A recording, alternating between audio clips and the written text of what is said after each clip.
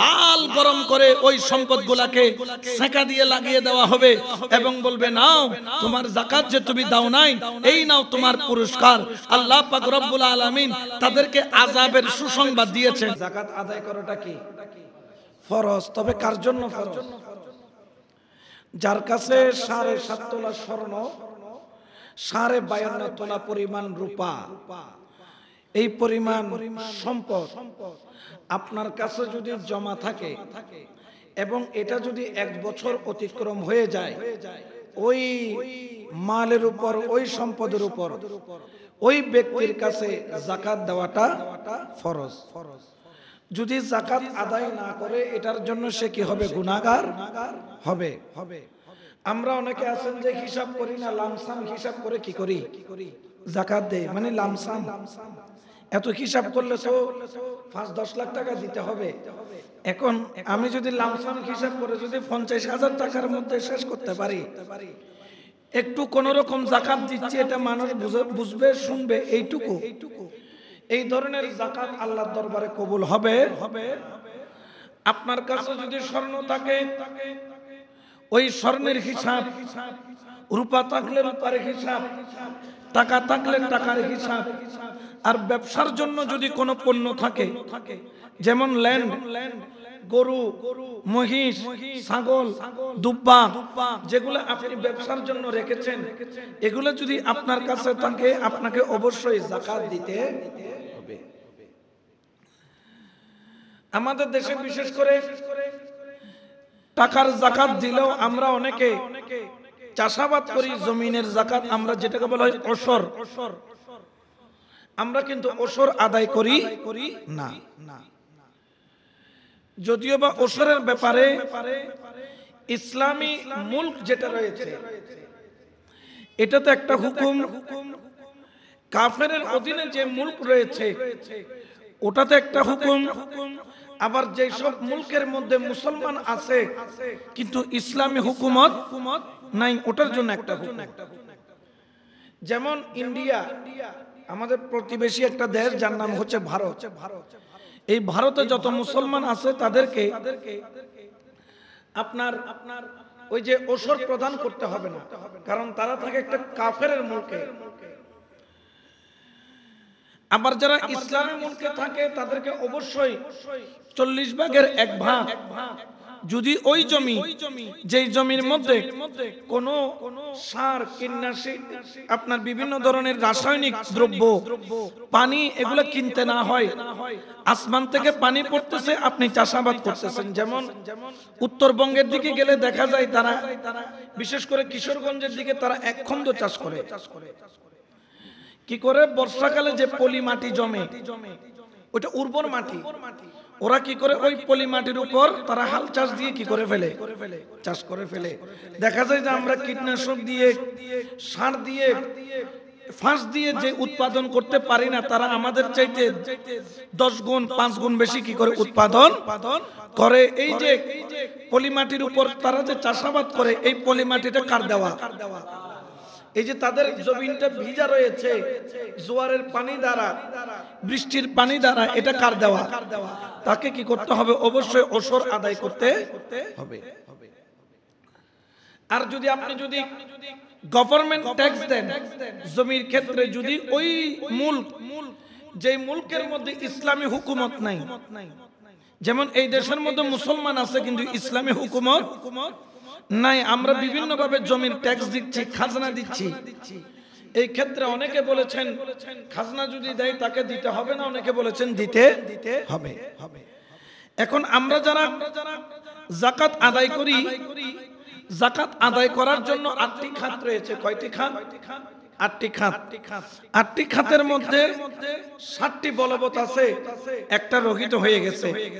পবিত্র কোরআনে পাকে বলতেন না সাদকাতুল ফুকরা, 1 নাম্বার আপনারা সদকা আদায় করবেন ফকিরকে। ফকির মানে কি? এই যে রোডের পাশে থালা নিয়ে বসে থাকে, উনি ফকির নয়, উনাকে বলা হয় মাসাকিন বা মিসকিন।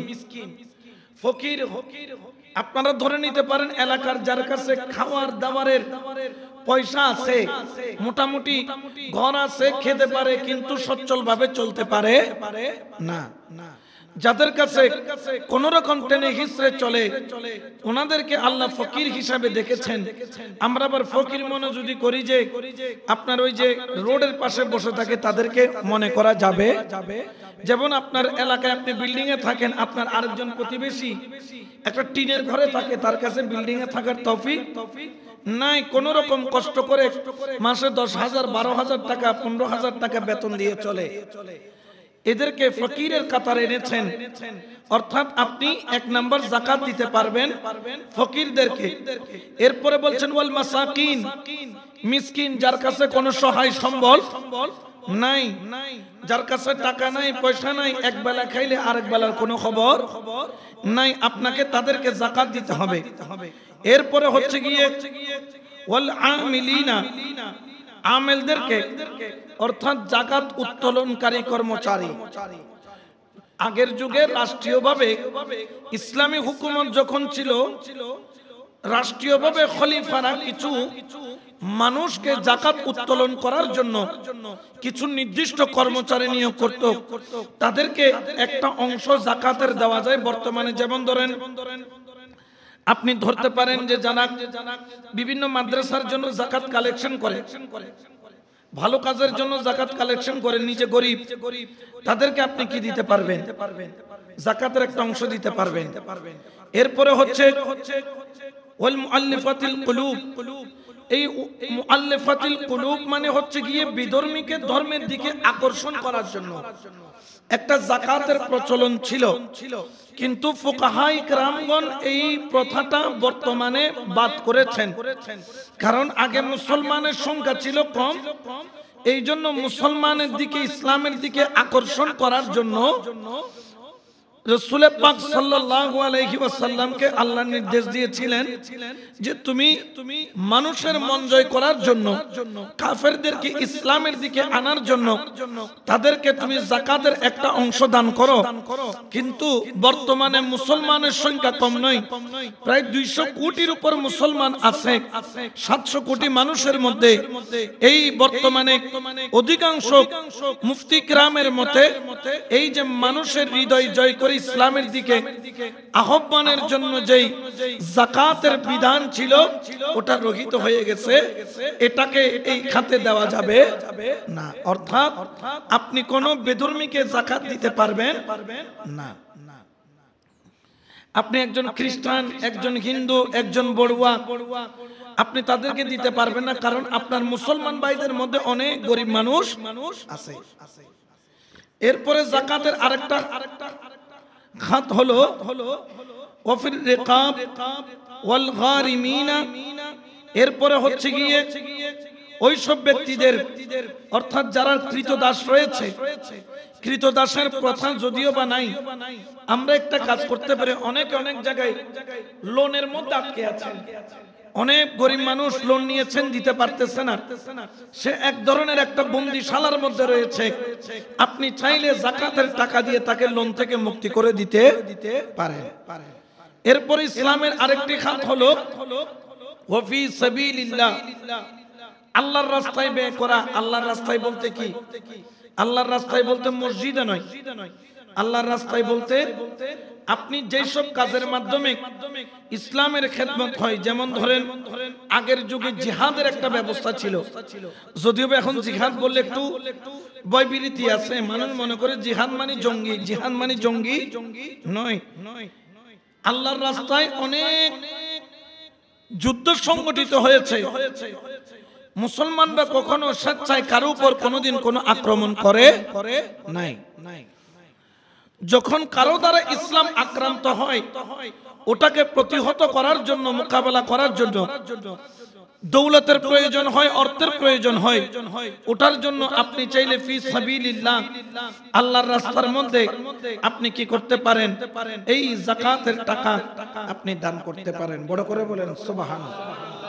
তাহলে এই কয়টি খাত আপনারা যাকাতের জন্য আপনারা বরাদ্দ করবেন, এবং আজকে ঘরে গিয়ে ক্যালকুলেটর নিয়ে হিসাব করে ফেলবেন আপনার কাছে কত টাকা জমা আছে। ধরেন আপনার কাছে 5 লক্ষ টাকা আছে, কিন্তু এই 5 লক্ষ টাকা জমা ছিল, কিন্তু জমা থাকার পরে বছরের শেষে রমজান মাসে সেটা 10 লক্ষ টাকা হলো। এখন মাঝখানে ছিল কয় লক্ষ? আর 1 বছর পরে গিয়ে হইলো কয় লক্ষ? তাহলে 6 মাসের মাথায় আরো বাড়ছে কয় লক্ষ? 5 লক্ষ। এখন এটা তো 1 বছর হয় নাই, এখন আপনি যাকাত কিভাবে দিবেন? শরিয়া বলতেছে যদি আপনার কাছে 5 লক্ষ টাকা থাকে এবং 5 মাস বাদে এটা যদি আবার 10 লক্ষ টাকা হয়ে যায়, আপনাকে 10 লক্ষ টাকারই যাকাত দিতে হবে। ওইটা আপনি খেয়াল করতে পারবেন না যে প্রথম মাসে ছিল 1 লক্ষ, হ্যাঁ, দ্বিতীয় মাসে গিয়ে হয়ে গেল আপনার 5 লক্ষ, তৃতীয় মাসে গিয়ে হয়ে গেল আবার 50,000। আবার রমজান মাস যেহেতু আসি গেছে, শুরুতে সোনাবুট বেচে, শুধু কি বিক্রি করে? সোনাবুট বিক্রি করে কয় লাখ? 10 লাখ কিনে অর্জন করে ফেলছেন। তাহলে আপনার আগে পিছিয়ে এটা হিসাব করা যাবে না, আপনাকে হিসাব করতে হবে বছরের শেষে কত টাকা জমা আছে, ওই হিসাব করে আপনাকে যাকাত দিতে হবে। নিজে যেই বাড়িতে আছেন ওই বাড়ির কোনো যাকাত নাই, কিন্তু ভাড়া বাড়ির কি আছে? যাকাত আছে। ভাড়া বাড়ি বলতে পুরো বাড়ির নয়, ভাড়া বাড়ি বলতে বিল্ডিং এর যে টাকা ভাড়া পান ওই ভাড়ার টাকার উপর কি আছে? যাকাত আছে। আপনি একটা প্রাডো ব্যবহার করতেছেন, ওটা তো কোনো যাকাত নাই, কিন্তু আপনি একটা 5 লাখ টাকা দিয়ে প্রবক্স ভাড়া দিয়েছেন, মানে যেটা আপনি ব্যবহার করেন না, কিসে দিয়েছেন? নিজে চালান প্রাডো, কিন্তু ভাড়া দিচ্ছেন প্রবক্স। বলতেছে ওই 5 লাখ টাকার গাড়িতে যা ইনকাম হবে ওটার উপর যাকাত দিতে হবে। তো এই জন্য নিজে ব্যবহৃত কোনো আসবাবপত্রের কোনো কি নাই? যাকাত নাই। এরপর আসেন অনেকে ল্যান্ড কিনেন, ল্যান্ডের বিজনেস করেন। কেউ যদি নিজের জন্য ল্যান্ড কিনেন এটার উপর কোনো যাকাত নাই, কিন্তু আপনি একটা ল্যান্ড কিনলেন, জায়গা কিনলেন, বললেন যে আমি এই জায়গা ব্যবসার জন্য নিয়েছি, বছর শেষ হওয়ার সাথে সাথে এই ল্যান্ডের উপর কি আসবে? যাকাত আসবে। আপনাকে কি দিতে হবে? যাকাত দিতে হবে। তো এই জন্য এই মাস আপনারা চেষ্টা করবেন যতটুকু সম্ভব যাকাতটা যাতে সঠিকভাবে আদায় করা হয়। আল্লাহ আমাদেরকে সেই তৌফিক দান করুক, বলেন আমিন। আরো জোরে বলেন না আমিন। একটু দরুদ শরীফ পড়েন, সালাতুন ইয়া।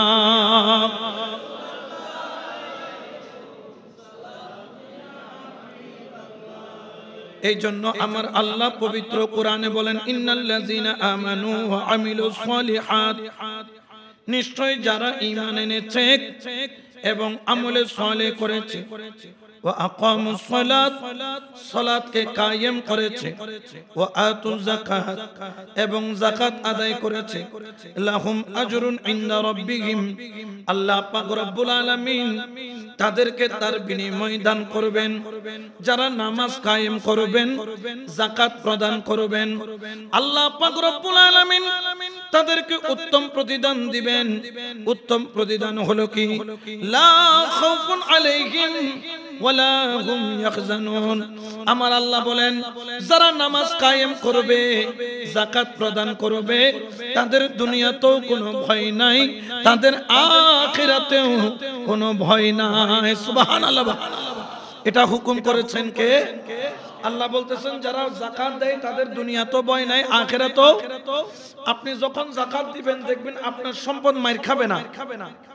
আল্লাহ যে কোনো না যে কোনো উপায় আপনার সম্পদকে কি করবে? রক্ষা করবে। যেমন আমার আল্লাহ পাক রব্বুল আলামিন যখন যাকাতের হুকুম মুসলমানদের উপর ফরজ করলেন, এক ইহুদি মহিলা ওই যাকাতের হুকুম সম্পর্কে জানলো। তিনি ঘরের মধ্যে গেলেন, ঘরের মধ্যে যাইয়া যত সম্পত্তি আছে ওই ইহুদি মহিলা সমস্ত সম্পত্তিকে 40 ভাগের 1 ভাগ অর্থাৎ শতকরা 2.5 টাকা তিনি কি করলেন? যাকাত আদায় করে দিলেন। কিন্তু মুসলমান নয়, রাসূলের কথাকে বিশ্বাস করে যাকাত দিলেন। আর যাকাত দেওয়ার পরে উনি উনার ব্যবসা বাণিজ্যের সমস্ত সওয়ারি, ধরেন তিনি থাকেন চট্টগ্রামে, ব্যবসার জন্য ঘোড়া উট বোঝাই করে কাপড় চোপড় স্বর্ণ অলংকার সব প্রেরণ করবেন ঢাকাতে। আর যখন প্রেরণ করলেন ঢাকাতে যাইয়া সমস্ত সম্পদ যখন বিক্রি হয়ে গেল, টাকা অর্থ করে নিয়ে যখন ওই ইহুদি মহিলার যখন নির্দিষ্ট ম্যানেজার যখন ফেরত আসবে, এলাকার মধ্যে খবর হয়ে গেল, চট্টগ্রামের মধ্যে খবর হয়ে গেল, ঢাকা থেকে যেই বাসে করে টাকা পয়সা নিয়ে মানুষজন আসতেছে, ওই বাসগুলাকে ডাকাতি করা হয়েছে। এরকম মাঝে মধ্যে হয় কি হয় না? এখন মদিনার মধ্যে খবর এসে গেল যে যত মানুষ সিরিয়ার মধ্যে, ইরাকের মধ্যে ব্যবসার জন্য উট বোঝাই করে মালপত্র প্রেরণ করে ফেরার পথে টাকা নিয়ে আসার সময় সমস্ত উট থেকে টাকা পয়সা সবকিছু ডাকাতি হয়ে গেছে। এখন এই সংবাদ যখন আসলো, ওই মহিলা চোখের পানি ছাড়তেছে, আর সে প্রতিজ্ঞা করলো, আমার আল্লাহ তো বলেছিলেন যাকাত দিলে আমার সম্পদের হেফাজত আল্লাহ করবে, রাসূল তো মিথ্যা বলেছেন, আমি কালকে সকালবেলা যাব, রাসূলের কলার ধরে বলবো তুমিও মিথ্যুক, তোমার আল্লাহ মিথ্যুক। বলেন নাউজুবিল্লাহ। এখন এই নিয়ত করে সকালের জন্য অপেক্ষা করতেছে। দেখা গেল রাত যখন 3টা বাজলো, দেখে যে ওই মহিলার ম্যানেজার 100-200 উট বুঝাই টাকা পয়সা নিয়ে ওই মদিনার দিকে আসতেছে। সবার গুলা ডাকাতি হয়েছে, কিন্তু তার গুলা ডাকাতি হয় নাই। ওই মহিলা অবাক হয়ে গেল, বলল, ও ম্যানেজার, সবার টাকা তো ডাকাতি হয়েছে, কিন্তু তোমারটা হয় নাই কেন? আমার টাকা কিভাবে বাঁচলো? বলে, জানি না, আসার পথে হঠাৎ করে মরুভূমির মাঝখানে ডাকাতি হওয়ার আগের গ্রামে উটগুলা যেন মাটির মধ্যে বসে গেল, ওই উটগুলা আর দাঁড়ায় না। যখন দাঁড়াচ্ছে না, কোন রকম তুলতে পারলাম না, প্রায় 3-4 ঘন্টা উটগুলা বসা ছিল। আমরা যখন উট উঠলো, আমরা যখন অগ্রসর হলাম, তখন দেখতে পেলাম বাকিদের টাকা ডাকাতে নিয়ে ডাকাত চলে গেছে, আর আপনার গুলা নিরাপদে আছে। বড় করে বলেন সুবহানাল্লাহ। এখন উটগুলা যদি আগের স্টপেজে যদি 4-5 ঘন্টা বসে না থাকতো, তাহলে বাকিদের সাথে ইনারও সম্পত্তি কি হয়ে যেত? ডাকাতি। তো যাকাত দেওয়ার কারণে ইনাদের সম্পত্তি হেফাজত করেছেন কে? এই জন্য যাকাত দিয়ে দিলে আপনি ঠকবেন না, যাকাত দিয়ে দিলে আপনি জিতবেন। কারণ এটা আপনার হক নয়, এটা কার হক? এটা গরিবের হক। যাকাতটা কার হক? গরিবের হক। বিশেষ করে আপনাদের আত্মীয় স্বজনের মধ্যে এই যাকাতগুলা গরিব কেউ থাকলে তাদেরকে দিবেন। ধরেন আপনি ভাই পয়সাওয়ালা, আপনার ভাই গরিব, আপনি তাকে যাকাত বলে দিলে তিনি মনে কি পাবে? কষ্ট পাবে। তাহলে তাকে যাকাত বলে দেওয়ার দরকার। অনেকে মনে করেন যে ইনাই যাকাত দিদি ন হইলে কবুল হইতো না, এরকম নয়। আপনি হাতে দিয়ে বলবেন, এই টাকাগুলা দিয়ে আপনি রমজানের বাজার সদাই করবেন, রমজানের খাবার দাবার আপনি কিনবেন। যাকাত বলার দরকার, আপনি মনে মনে নিয়ত রাখবেন এটা কিসের টাকা? যাকাতের টাকা। তাহলে যাকাত আদায় করার জন্য নিয়ত করতে হবে। যেমন ধরুন অনেকে হাওলাত দিচ্ছেন, ধরেন 20,000 টাকা কি দিচ্ছেন, হাওলাত দিচ্ছেন, এই টাকাটা কি পাচ্ছেন না, ফেরত পাচ্ছেন না। আপনি বললেন যাচ্ছে যেহেতু ফেরত পাচ্ছেন এটা যাকাত, এরকম কিন্তু হবে না। যাকাতটা নিয়ত করতে হবে, নিয়ত করে সম্পদ থেকে যাকাতের টাকাটা আলাদা করতে হবে। নতুবা টাকা দেওয়ার সময় নিয়ত করতে হবে এটা কিসের টাকা? যাকাতের টাকা। আপনি কারো কাছে বিশেষ করে অনেকে এরকম ফোন করেন আমাদেরকে, হুজুর আমি একজনকে 20,000 টাকা হাওলাত দিছি, কিন্তু এই মিয়া তো আজকে 1 বছর হয়ে গেছে, কোনো খবর। এটা কি যাকাত হিসেবে ছেড়ে দেওয়া যাবে কিনা? আমি বলছি যাবে, কারণ আপনি তাকে দেওয়ার সময় যাকাত হিসেবে দেন নাই, তাকে দিয়েছেন কি হিসাবে? কর্জ হিসাবে। হ্যাঁ, আপনি তাকে বলতে পারেন, ভাই তুমি আমাকে 20,000 টাকা দাও, এই হাতে দিয়ে এই হাতে যাকাত হিসেবে নিয়ে যাও, তখন সেটা কি করা যাবে? দেওয়া যাবে। আল্লাহ আমাদেরকে যাকাত সম্পর্কে বুঝার তৌফিক দান করে, বলেন আমিন। একটু দরুদ শরীফ পড়েন। সালাতুন ইয়া রাসূলুল্লাহ আলাইকুম, সালাতুন ইয়া রাসূলুল্লাহ, সালামুন ইয়া হাবিবাল্লাহ, তাহলে যাকাতের বিষয়টা গেল। এরপরে রইল সদকা। সদকা এটা কেন দেই? আমার রাসূল করিম রাহমাতাল লিল আলামিন বলেন, তুমি যখন আল্লাহর রাস্তায় কোনো কিছু সদকা করবা, এই আল্লাহর রাস্তায় সদকা করার সাথে সাথে আল্লাহ পাক এত খুশি হন, যেই ব্যক্তি সদকা করে যদি তার জন্য জাহান্নামের আযাব বরাদ্দ করা হয়, আল্লাহ বলেন সদকা জাহান্নামের আযাবকে ঠান্ডা করে। সুবহানাল্লাহ। সদকা জাহান্নামের আযাবকে কি করে? সদকা আরেকটা কাজ করে, অপমৃত্যু থেকে রক্ষা করে। মাউতিস সুই, অপমৃত্যু অর্থাৎ এমন মৃত্যু অনেক আছে না। আমাদের একজন, আমি নাম বলবো না, একজন ব্যক্তি, একজন মা এখনো কাঁদে, ওনার সন্তান কোথায় মারা গেছে, লাশ কোথায়, উনি এখনো প্রায় আজকে প্রায় 7-8 বছর হবে, অর্থাৎ কোন ধরনের গুম হয়ে গেছে, এটাকে বলা হয় অপমৃত্যু। যারা সদকা দেয়, সব সময় দান করে আল্লাহর রাস্তায়, আল্লাহর প্রেমে চেয়েছে দিয়েছে, যেমন এসির জন্য চাইছে দিছে না, দিছে কিনা? আল্লাহর ওয়াস্তে কি করেছে? দিয়েছে। এই যারা সব সময় আল্লাহর ওয়াস্তে যে কোনো ভালো কাজের মধ্যে দান করবে, আল্লাহ তাকে অপমৃত্যু থেকে রক্ষা করবে। বড় করে বলেন সুবহান।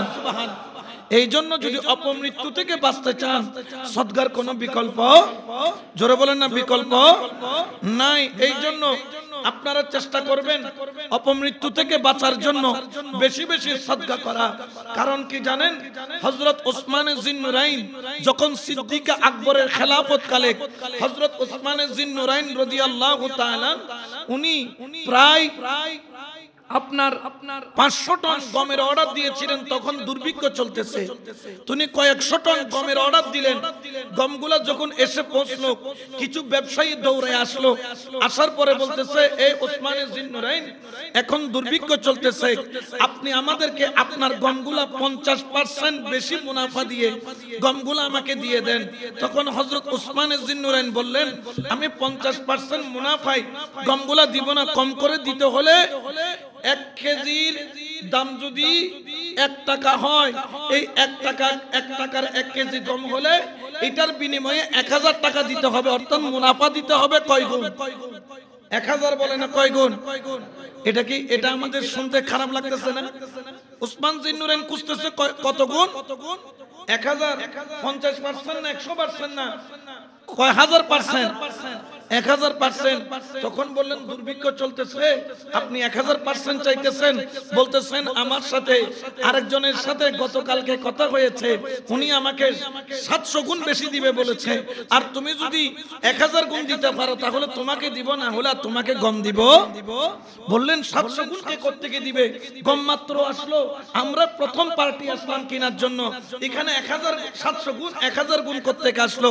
বললেন, না না, তোমরা বুঝো নাই, আমার আল্লাহ বলেছেন যেই ব্যক্তি আল্লাহর রাস্তায় দান করবে, একের বিনিময়ে 700 গুণ দিবে। বড় করে বলেন সুবহানাল্লাহ।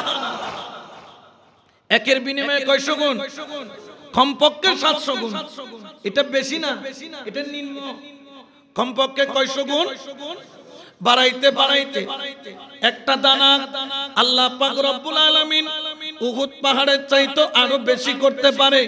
ওরে জেনে রাখো, আমি এই গমগুলা দুর্ভিক্ষের মধ্যে 50% নয়, আমি আল্লাহর সওদার মাধ্যমে আল্লাহর সাথে আমি সওদা করেছি, আমি আল্লাহকে উত্তম কর্জ দিয়েছি, আল্লাহকে আমি কর্জে হাসানা দান করেছি, আমি আল্লাহ পাক রব্বুল আলামিন থেকে এর বিনিময় হাসরের ময়দানে নিব।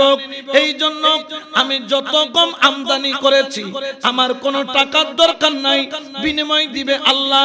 আমি আল্লাহর রেজার দিকে তাকাইয়া, আল্লাহর সন্তুষ্টের দিকে তাকাইয়া আমি আমার সমস্ত সম্পদ আমি আমার আল্লাহর নামে আমি মুসলমানদেরকে দান করে দিলাম। সুবহানাল্লাহ। এখন ওনারা বুঝতে পারলেন কেন 1000 গুণ চাইলেন। এটা টাকা চাই নাই, এটা নিবে কার থেকে? জোরে বলেন না, কার থেকে? এই জন্য আল্লাহর রাস্তায় এই মাসের মধ্যে যত দান করবেন আল্লাহর রহমত তত বেশি আসবে। কারণ জেনে রাখেন, আল্লাযীনা ইউমিনুনা বিল গায়ব ওয়া ইউকিমুনাস সালাতা ওয়া মিম্মা রাযাকনাহুম ইউনফিকুন। মুসলমান এক জিনিস, মুমিন হলো আরেক জিনিস। আমার আল্লাহ বলেন, ইন্নাল্লাযীনা আমানু, যারা ঈমান এনেছে, ওয়া আমিলুস সালিহাত, ভালো আমল করেছে। আল্লাহ পাক রব্বুল আলামিন ঘোষণা করেন, যারা আল্লাহর উপর ঈমান এনে আল্লাহর রাস্তায় ব্যয় করেছে, আল্লাহর উদ্দেশ্যের উপর ঈমান এনেছে, আল্লাযীনা ইউমিনুনা বিল গায়ব ওয়া ইউকিমুনাস সালাতা ওয়া মিম্মা রাযাকনাহুম ইউনফিকুন, নামাজকে কায়েম করেছে আর আল্লাহর রাস্তার মধ্যে নিজের একটা অংশ, নিজের সম্পত্তির একটা অংশ, নিজের টাকার একটা অংশ, আপনার খরচার একটা অংশ, পরিবারের হক থেকে, সন্তানের হক থেকে, আত্মীয় স্বজনের হক থেকে একটা হক আল্লাহর রাস্তার মধ্যে যারা ব্যয় করে, আল্লাহ তাদেরকে মুমিন হিসেবে ডিক্লেয়ার করেছেন। সুবহানাল্লাহ বলেন। তাহলে আল্লাহর রাস্তার মধ্যে ব্যয় করাটা এটা হলো মুমিনের লক্ষণ। এটা কিসের লক্ষণ? মুমিনের লক্ষণ হলো আল্লাহর রাস্তায় যতবার দেয় ততবার দান করে। এই জন্য দাস্তানে হাতেম তাই নামের একজন বড় দানশীল ব্যক্তি ছিল। ওনার ঘরের মধ্যে 9টা দরজা ছিল, 9টা। কোন ভিক্ষুক যদি প্রথম দরজা দিয়ে যাইতো তিনি দান করতেন, আবার যখন দ্বিতীয় দরজা দিয়ে যাইতো আবার দান করতেন, তৃতীয় দরজা দিয়ে যাইতো আবার দান করতেন, চতুর্থ দরজা করে এইরকম 9টা দরজা দিয়ে যখন একই মানুষ এক ঘরের মধ্যে 9 দরজা দিয়ে যাইতো, দাস্তানে হাতেম তাই তিনি দান করতেন অকাতরে। কারণ দান করাকে আমার আল্লাহ বেশি বেশি পছন্দ করেন। আল্লাহ রাস্তায় দান করলে খুশি হয় কে? আরো জোরে বলেন না কে? কারণ এই দান করার মাধ্যমে গজব ঠান্ডা হয়, এই দান করার মাধ্যমে অপমৃত্যু থেকে বাঁচা যায়। দান করাটা হলো মুমিনের লক্ষণ, দান করাটা হলো আল্লাহওয়ালার লক্ষণ। আবার অনেকে দেখবেন যাদের কাছে টাকার কোনো অভাব নাই, কিন্তু মোটামুটি হাতের ফাঁক দিয়া এক ফোঁটা পানিও, এরকম আছে না নাই? এঙ্গরি দরিবতে পানি এক ফোঁটা নিচে পরিবার কোনো সুযোগ? আচ্ছা বলেন তো, মরার পরে এই সম্পদ কি আপনার কবরে যাবে? জোরে বলেন না যাবে? যারা যাকাত সঠিকভাবে আদায় করবে না, আল্লাহর রাস্তায় দান করবে না, যারা সম্পদকে শুধু জমা আর জমা আর জমা করবে, জমা করতে করতে ব্যাংক ভর্তি করে ফেললো, আমার নবী বলেন জানো, তুমি যখন কবরে যাবা ওই সম্পদগুলা সর্প হয়ে যাবে আর তোমার পা থেকে পেঁচাইতে পেঁচাইতে পেঁচাইতে পেঁচাইতে গলা পর্যন্ত পেঁচাবে, তার ফনা তুলবে, তার দাঁতটা হবে ইস্পাতের চাইতে শক্ত। ওই সাপের নিঃশ্বাস এত ভয়ঙ্কর, এত বিষাক্ত, ওই সাপটা যদি জমিনের বুকে একবার নিঃশ্বাস ফেলে, ওই নিঃশ্বাস যত দূর যাবে ওই জমিনের মধ্যে কোনো ঘাস উঠবে না, জমিনটা পুরে কয়লা হয়ে যাবে, এত বিষাক্ত ওই সাপ। এমন জোরে জোরে ওই ব্যক্তির কপাল বরাবর ছবল মারবে। কেন কপাল বরাবর ছবল মারবে? কারণ যখন মসজিদ কমিটি গেল আপনার কাছে আল্লাহর ওয়াস্তে কিছু চাইলো, ওই ব্যক্তি কপাল কুচকায়া ফেলে, মানে দেওয়াটা সম্ভব নয়। এলে বোধকে আছে না, খোয়াল টোয়াল কি করি ফেলাই দেয়, মানে তুমি কিল্লাইলে আয়ের তো আরো শরমত ফেলাইলে, কিল্লে চাইলে খোয়াল টোয়াল কি করি ফেলাই, কুচকইয়ের একবারে বডি ফেলায়, সাপটা পেছায়া পেছায়া কপাল বরাবর যাবে। এমন জোরে ছবল মারবে, মাটির নিচে এক ছবলে 70 গজ দাবায়া ফেলবে।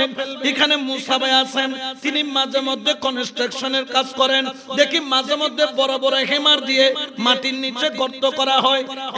এক বাড়ি দিয়ে 1 ফিট গর্ত হয়, 2 বাড়ি দিয়ে 2 ফিট গর্ত হয়। কত জোরে ক্রেন থেকে ওই বল্লিটা ফেলা হয়, কিন্তু ওই সাপের দাঁতের মধ্যে এত শক্তি হবে, এক সবল দেওয়ার দেরি, ওই সবলের সাথে সাথে ওই ব্যক্তি মাটির নিচে 70 গজ নিচে চলে যাবে, অর্থাৎ কমপক্ষে 210 ফিট নিচের দিকে চলে যাবে। আবার তাকে তোলা হবে, তুমি চিৎকার করে বলবা কেন আমাকে মারতেছো? বলবে আমি তোমার সম্পদ সারা জীবন জমা করছো, কিন্তু আল্লাহর রাস্তায় তুমি দান করো নাই, ঠিক কিনা? এই জন্য আল্লাহর রাস্তায় দান করার দরকার আছে না নাই? আরো জোরে বলেন আছে না নাই? আলহামদুলিল্লাহ। আপনারা জানেন আল্লাহর অশেষ মেহেরবানি, আল্লাহর অশেষ দয়া, আমাদের সম্মানিত দুইজন আমাদের হুফাজ ইকরামগণ আমাদেরকে খুব সুন্দরভাবে আমাদেরকে তেলাওয়াতে কোরআন প্রতিদিন শুনিয়ে যাচ্ছেন। আল্লাহর যদি হুকুম হয় আগামী সোমবার এখানে খতমে তারাবির সমাপ্তি হবে। আমার মসজিদ কমিটির ভাইয়েরা, আমার মসজিদের মুতওয়াল্লি সাহেব কমিটির ভাইয়েরা সহ আপনাদের ঘরে দুয়ারে যাবে। আপনারা কিন্তু কপাল কুঁচকাইতে পারবে না, আপনাদের দিল খোলা রাখবেন। আমি বলবো না বেশি দিয়েন, তবে ওইটুকু দিয়েন। আপনার একজন ঘরে সন্তান আছে, যদি আপনি আপনার সন্তানের জন্য ঈদের মার্কেটিং করেন, মনে করবেন এই হাফেজ আমার সন্তান। এই হাফেজ কার সন্তান?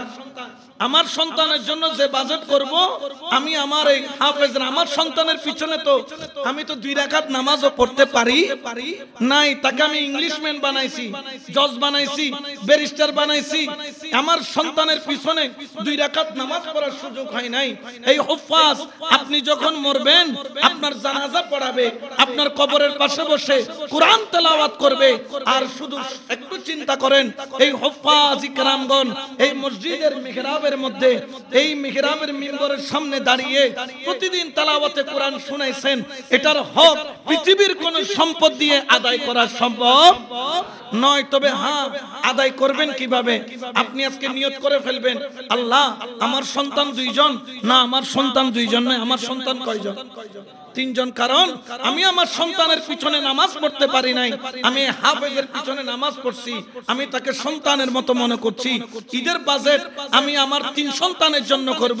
2টা আমার রক্তের সন্তান, আরেকজন হচ্ছে গিয়ে যার পিছনে আমি নামাজ পড়েছি। বড় করে বলেন সুবহানাল্লাহ।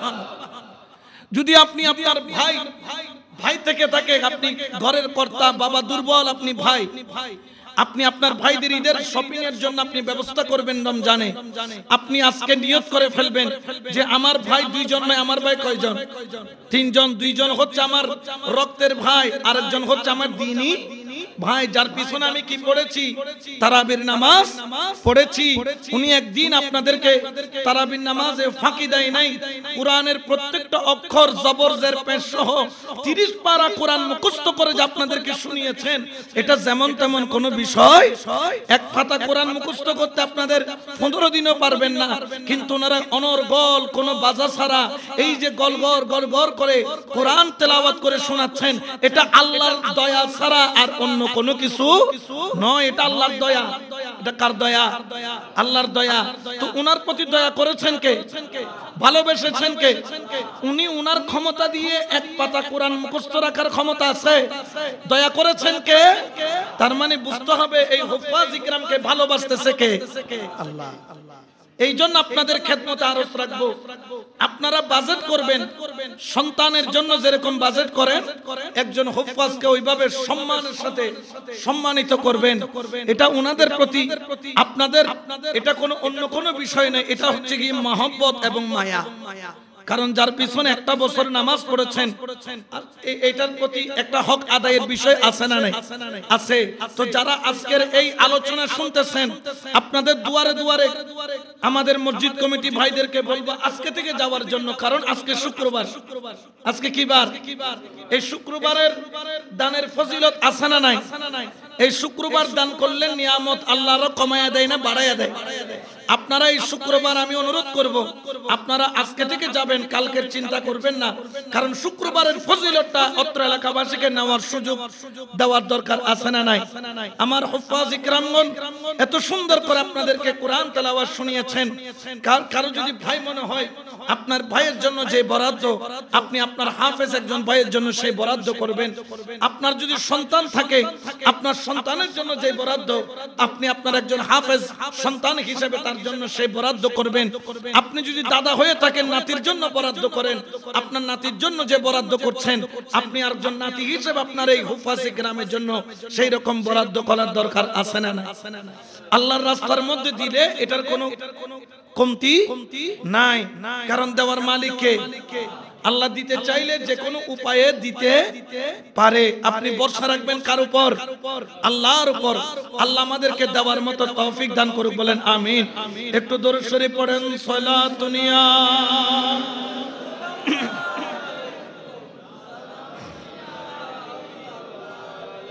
আল্লাহর যদি হুকুম হয়, আল্লাহ যদি আমাকে হায়াতে রাখে, আগামী সোমবার আমিও থাকবো।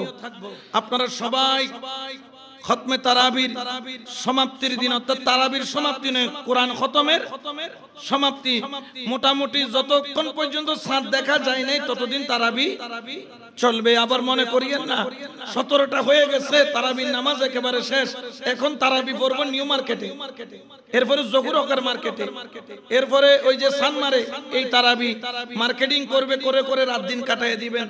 এখন তো অনেকের ওই যে হয়ে শুরু হয়ে গেছে, মানে কি ইফতার করে মার্কেটে বের হয়, ফজরের আগে কি আছে, এরপর একটা ঘুম দিয়ে আবার আসরের পরে উঠে আবার ইফতার করে কি হয় বের হয়, শুধু মার্কেটিং করতেছে। মার্কেটিং শুধু দুনিয়াটা করলে হবে না, মার্কেটিং আখিরাতেরটাও দরকার আছে না নাই?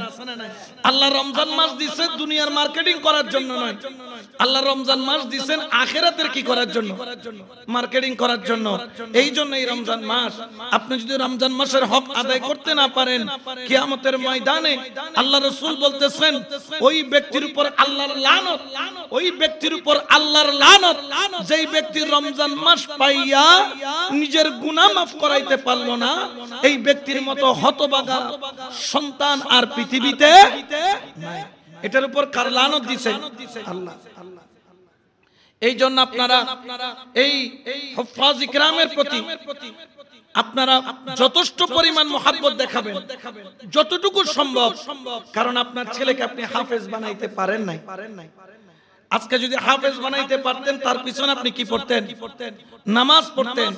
আল্লাহ আমি তো বানাইতে পারি নাই, আল্লাহ আজকে থেকে হুফাজ এইখানে যারা নামাজ পড়িয়েছেন, আল্লাহ আমি তাকে আমার সন্তান বানায় নিলাম। আজকে তার মহব্বতে আমি তাকে সন্তানের মতো দেখলাম, দেখে আমি তার জন্য মহব্বতের নজরানা পেশ করলাম। এটা নজরানা ওনার পিছনে যে পড়েছেন, এটা হাদিয়া নজরানা, এটা দিতে হয়। হাদিয়া নজরানা দেওয়া এটা সাহাবায়ে কেরামের সুন্নাত। কার সুন্নাত? সাহাবায়ে কেরামের সুন্নাত। তারা নবীর দরবারে গেলে কি দিতেন? হাদিয়া দিতেন। এমনকি কোরআনের নির্দেশ আছে, কেউ যদি রাসূলের সাথে গোপন কথা বলতে চাও, কান কথা বলতে চাও, অর্থাৎ একান্তে কথা বলতে চাও, তার পূর্বে তোমরা কি করো? সদকা প্রদান করো, অর্থাৎ হাদিয়া প্রদান করো। এটা আল্লাহর কোরআনের নির্দেশ যে রাসূলের সাথে যদি গোপনে কথা বলতে চাও, তার পূর্বে তুমি কি করো? হাদিয়া প্রদান। তো সর্বপ্রথম রাসূলের সাথে গোপন কথা বলতে গিয়েছিলেন মাওলা আলী, এবং যাওয়ার সময় তিনি এক থোকা খেজুর, এক থোকা কি খেজুর হাদিয়া হিসেবে নবীর দরবারে নিয়েছিলেন। বড় করে বলেন সুবহানাল্লাহ।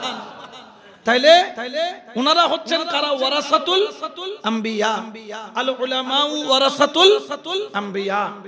নবীর দরবার আমরা যেতে পারি নাই, কিন্তু উলামায়ে কেরামের দরবার আমরা যাই, আউলিয়া কেরামের দরবার আমরা যাই। ইনারা হচ্ছেন ওয়ারাসাতুল আম্বিয়া। আমরা যখন যাব, ওনারা যখন এখান থেকে তারাবি শেষ করবেন, আমরা যাতে ওনাদেরকে হাদিয়া দিতে পারি, যেটা আল্লাহ পাক কোরআনে হুকুম করেছিলেন নবীকে দেওয়ার জন্য। আমরা তো নবীকে দেওয়ার মতো যোগ্যতা আমাদের নাই, সেই ক্ষমতা আমাদের নাই। রাসূলে পাক আমাদের থেকে 1400 বছর আগে পর্দা নিয়েছেন, কিন্তু তিনি হায়াত আছেন, তিনি আমাদেরকে দেখেন, কিন্তু আমরা দেখি না। যখন আপনি দান করবেন, আমার রাসূলে পাক খুশি হবে, কারণ রাসূলকে দিতে পারেন নাই, কিন্তু রাসূলের একজন ওয়ারিসকে দিয়েছেন। বড় করে বলেন সুবহানাল্লাহ। এই জন্য আপনারা যারা এলাকাবাসী আছেন, আমার মা বোনেরা আছেন, আমার মুরব্বি কিরামগণ আছেন, আপনারা সবাই এই রমজান মাসে উলামায়ে হক্কানি রাব্বানি এখানে হুফাজ ইকরামগণ সুমধুর তেলাওয়াত আপনাদেরকে শুনিয়েছে। আপনারা যত বেশি সম্ভব ওনাদেরকে দিবেন, কারণ কি এই হাদিয়া যখন ওনারা পাবে, ওনাদের অন্তরটা তৃপ্তি হবে, খুশি হবে। আর যদি ওনারা খুশি হয়, নবীও খুশি হবে, নবী খুশি হলে আল্লাহ খুশি হবে। এটা হচ্ছে হাদিয়া নজরানা, এটা অন্য কোনো কিছু নয়। এই জন্য আপনাদের খেদমতে আবার আরজ থাকবে, যার যার তৌফিক অনুযায়ী আপনারা আমাদের হুফাজ ইকরামদেরকে সম্মানিত করবেন। আল্লাহ পাক রব্বুল আলামিন ওনাদের সম্মান তো বাড়িয়ে দিয়েছেন, আমরাও কিছু শরীক থেকে আমরা হুফাজ ইকরামের সাথে আমরা নিজেরাও সম্মানিত হতে চাই। আল্লাহ আমাদেরকে সেই তৌফিক দান করুক, বলেন আমিন। একটু দরুদ শরীফ পড়েন। সালাতুন ইয়া রাসূলুল্লাহ আলাইকুম। তাহলে এই রমজান মাসে আমরা যাকাত কি করে দিব? পরিশোধ করে দিব, আদায় করে দিব। যাকাত এটাকে আমি দিচ্ছি আমার বাহাদুরি নাকি? না, এটা গরিবের হক, আপনার টাকার ভিতরে আছে। 100 টাকায় মাত্র 2.5 টাকা। 100 টাকায় কত টাকা? 2.5 টাকা আপনি দিয়ে দিবেন। এটা গরিবের হক। এটা গরিবকে এনে লাইন ধরাইয়া মানুষ দেখাইয়া নয়, সবচাইতে ভালো হয় গোপনে তার ঘরের দুয়ারে গিয়ে তাকে দিয়ে আসা। তাকে কি করে আসা? দিয়ে আসা। এটা হচ্ছে সর্বোত্তম। আর যারা যাকাত দিবেন না আর মনে করবেন যে এত টাকা দিলে আমি তো লোকসানে পড়ব, তবে খেয়াল রাখিয়েন আমার আল্লাহ পাক রব্বুল আলামিন বলতেছে যারা যাকাত দিবে না তাদের টাকাগুলাকে যেরকম স্বর্ণ গলাইয়া স্বর্ণের বার বানায়, তাদের টাকাগুলাকে গলাইয়া আল্লাহ পাক রব্বুল আলামিন বার বানাবে, গোল গোল বার। আর এই বারটাকে আগুনের মতো লাল করে কপালে লাগাবে, তাদের ডানে লাগাবে, তাদের বামে লাগাবে, তাদের পিঠে লাগাবে। কিসের? এটা মোহরের মতো সাত সাত করে তাদেরকে লাগানো হবে, পুরা যাবে। আর সে চিৎকার মারবে। কেন? বলতেছে কারণ 1 নাম্বার সে যাকাত দিতে বললে কপাল কুচকাইতো, এই জন্য তার কপালে মারা হবে। আবার যাকাত দিতে বললে সে বলতে সাইড হও, সাইড হও, এই জন্য সাইডের মধ্যে মোহর মেরে দেওয়া হবে। বলতেছে বাম সাইড হও, বামেও মেরে দেওয়া হবে। আবার অনেকে যাকাত কুচলে পিঠটা গায়ে চলে যায়, এই জন্য ফিটেও মেরে দেওয়া হবে। আগুনের মতো এই লাল তোমার চামড়া গোস্ত পোড়ায় ফেলবে, কিন্তু তুমি মরবা না। এই যাকাত যারা আদায় করবে না তাদেরকে এরকম সাকা দিবে। কিয়ামতের ময়দানে যখন দাঁড়াবে, যারা যাকাত আদায় করে নাই তারা উলঙ্গ হয়ে দাঁড়াবে। তখন সামনে দিয়ে তাদেরকে যারা দেখবে তখন বুঝতে পারবে এই ব্যক্তি যাকাত দেয় না। ডান দিকে যারা থাকবে তারাও দেখবে, বলবে এই ব্যক্তি যাকাত দেয় না। বাম দিকে যারা থাকে তারাও দেখবে এই ব্যক্তি যাকাত দেয় না। পিছনে যারা থাকবে তারাও দেখে বলবে এই ব্যক্তি যাকাত দেয় না। তো চারিদিকে কি মেরে দিবে? সিল মেরে দিবে। কি মেরে দিবে? সিল। সিলটা আবার ঠান্ডা সিল নয়, এটা গরম। ইস্ত্রি যেরকম কাপড় আয়রন করার সময় গরম দেওয়া হয়, সেকা দিয়ে সেকা দিয়ে ঠিক তদ্রুপ ভাবে লাল গরম করে ওই সম্পদগুলাকে সেকা দিয়ে লাগিয়ে দেওয়া হবে এবং বলবে নাও তোমার যাকাত যে তুমি দাও নাই, এই নাও তোমার পুরস্কার। আল্লাহ পাক রব্বুল আলামিন তাদেরকে আযাবের সুসংবাদ দিয়েছেন। আযাবের কি সুসংবাদ হয় না দুঃসংবাদ হয়? দুঃসংবাদ। আল্লাহ বলে এটা সুসংবাদ। যারা দেয় নাই মানে এটা তাদেরকে বলছে ঠিক আছে শুক্তি কেন করতেছো, কবরে গেলে বোঝা যাবে কত দানে কত চাই। এই জন্য আপনারা এই রমজানুল মুবারকে যত পারেন তত সদকা করবেন, যত পারেন তত দান করবেন, যত পারেন তত আপনি উত্তম খায়রাত আপনি করবেন। আল্লাহ পাক রব্বুল আলামিন আমাদেরকে সে দান খায়রাত করার তৌফিক দান করুক, বলেন আমিন।